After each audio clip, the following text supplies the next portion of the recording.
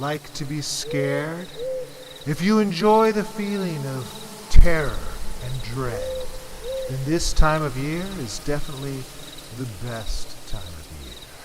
Because it's the creepiest, scariest, and grossest time of all. I'm speaking, of course, of the American election. This election is the spookiest ever, because nobody knows how many mindless, soulless Trump voters lurk in the hills, or the TGI Fridays, or wherever it is that they lurk. But how did they come to be, this horde of rage-filled, plague-spreading freaks? Well, pull your device a little bit closer, ghouls and boils, so I can spin my spooky spiel. The aggravating anecdote of Rustin Judah Bush. Many Halloweens ago, there was a curious little place known as Fairwood Greens, an idyllic suburban oasis of white privilege built around a graveyard. Or maybe it was a golf course, but for the purposes of this story, we'll say graveyard. And in this place, there grew up an unremarkable little boy. Let's call him Tyler. One day at recess, Tyler met someone very much like himself, the titular Rustin Judah Bush. It was almost as though Tyler was looking into a funhouse mirror.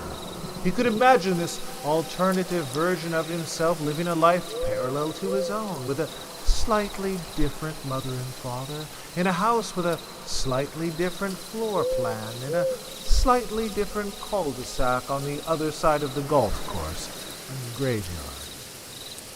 And then one day, Rustin moved far away, leaving Tyler to wonder if he had ever really existed at all.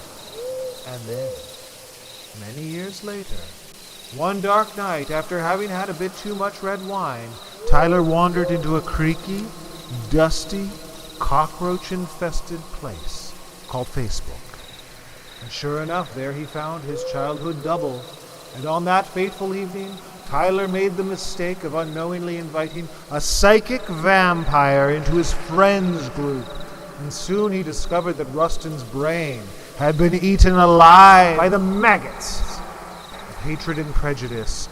And his heart had grown rancid with fear, because Rustin Judah Bush had fallen under the spell of Alex Jones and alt-right YouTube rabbit holes. He had joined the death cult known as MAGA, and now spent endless hours relentlessly reposting Russian propaganda, unyielding as only the living dead can be. Tyler fought back as best he could, defending his liberal values and the existence of reality itself. He tried to blow Rustin's brains out with evidence and principled argumentation.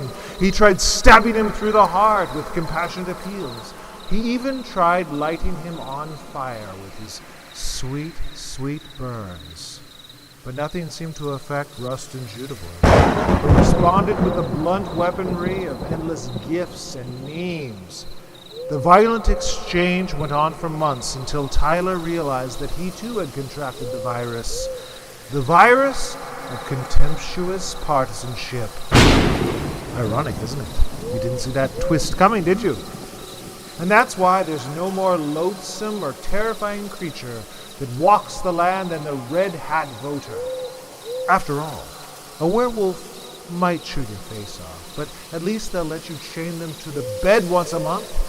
If you try doing that to a Trump supporter, simply to prevent them from showing up at the polls maskless and in person, why, they'll accuse you of being Antifa and pull out one of their precious firearms. Believe me, I speak from experience.